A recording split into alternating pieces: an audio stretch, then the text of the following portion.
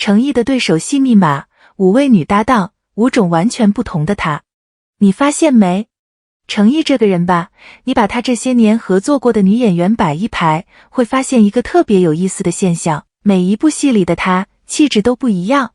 不是造型不一样那种不一样，是整个人的能量频率都不一样。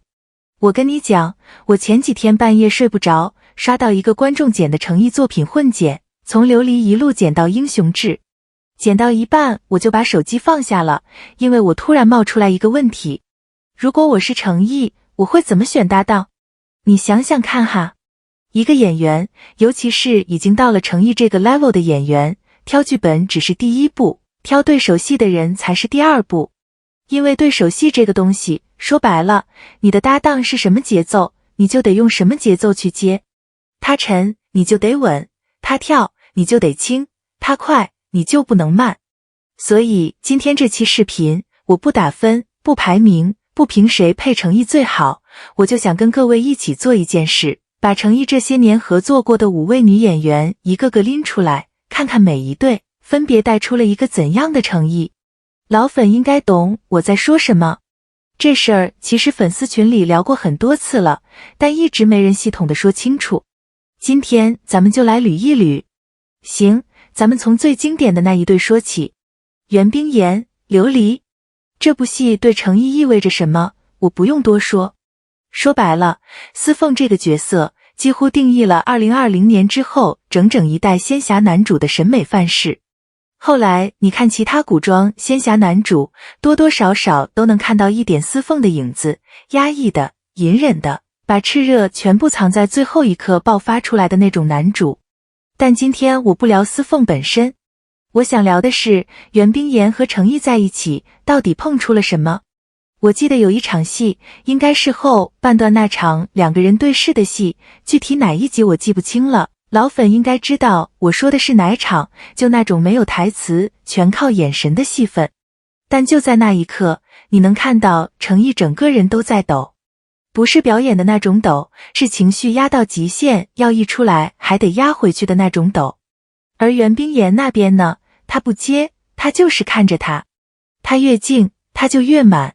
这就是为什么琉璃好看，火候刚刚好，食材好，厨子也好。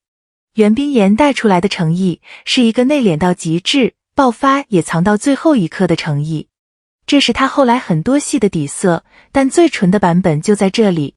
行，接着往下说。杨紫、沉香如屑，这一对就有意思了。你想啊，杨紫是什么级别的演员？业内公认的戏感外放型的，节奏快的不行的实力派。程毅本身是偏内敛的演员，2个人能不能对得上戏，其实拍之前业内是有疑问的。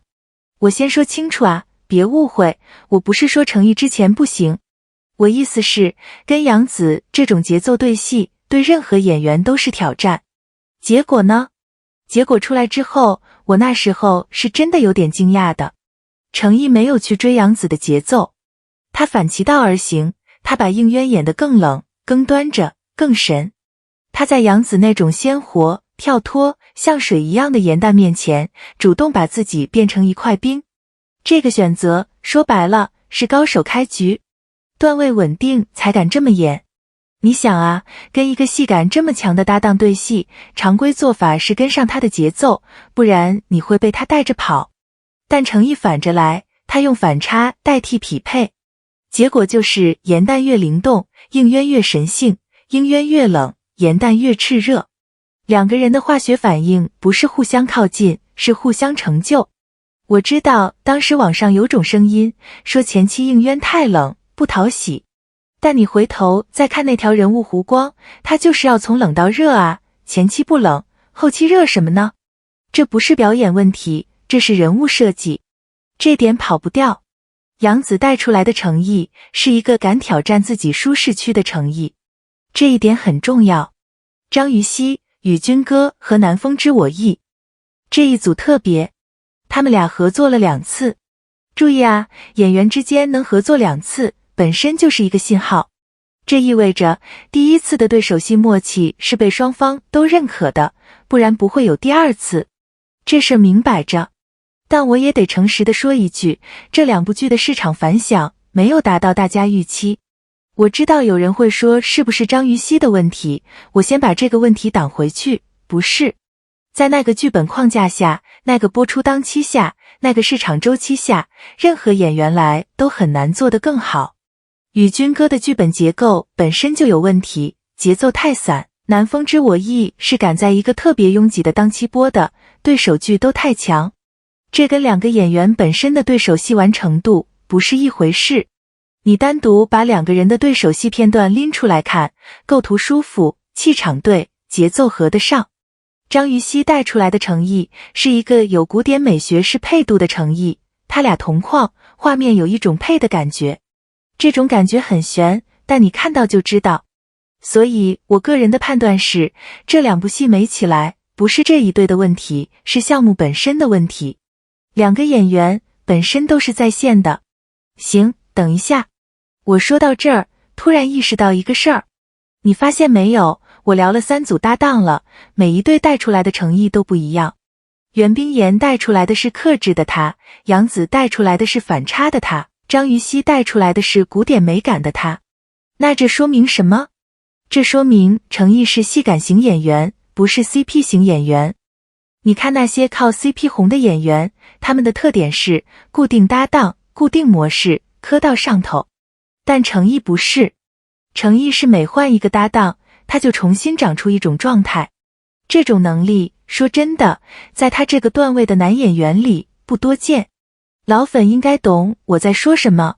我们追他不是因为他跟谁有 CP 感，我们追他是因为他每次都能让角色立住。行，跑题了，不好意思，接着说下一组。古力娜扎、护心。这一组我个人是真的很喜欢。为什么？因为这是诚意古装作品里少有的轻松感路线。你想啊，他演的角色大部分都偏沉、偏苦、偏隐忍。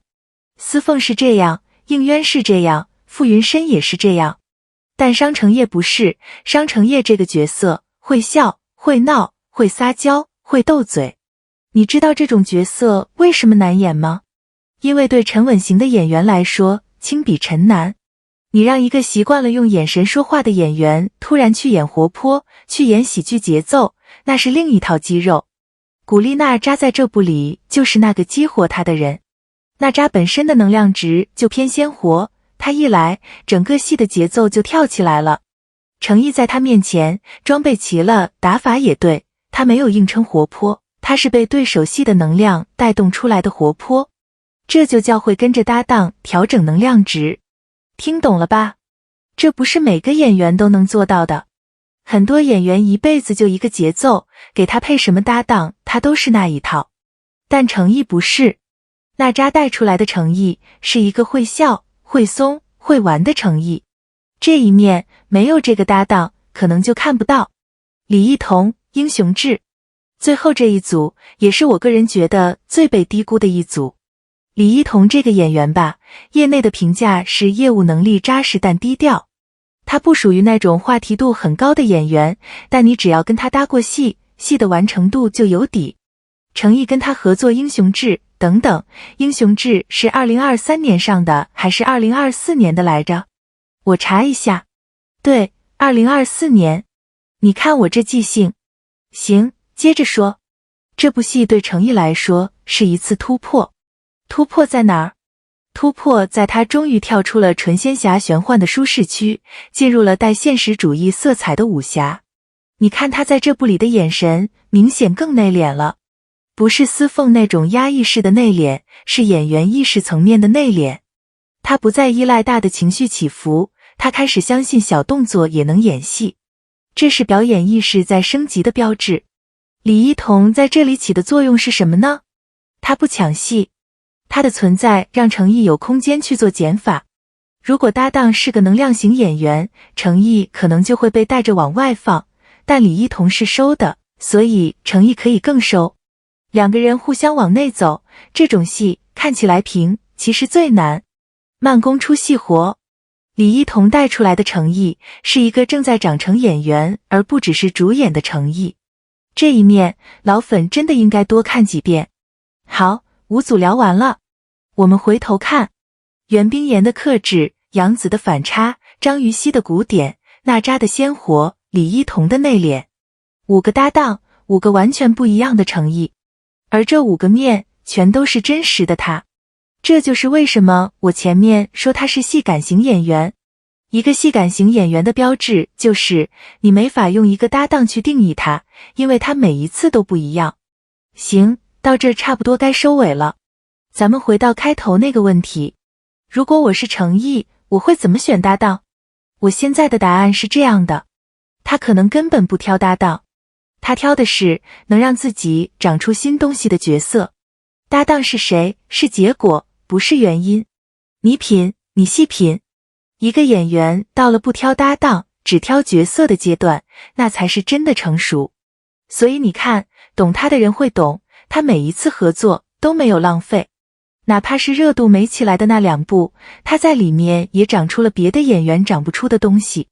时间会证明这一点。我自己的视角有限，可能漏了一些细节，评论区你们比我懂得多，我抛砖引玉。最后留个问题给各位，在你心里，哪一对带出了最让你惊讶的那一面诚意？是司凤的克制？是应渊的冷？是商承业的笑？还是卢云的沉？评论区告诉我，咱们下期见。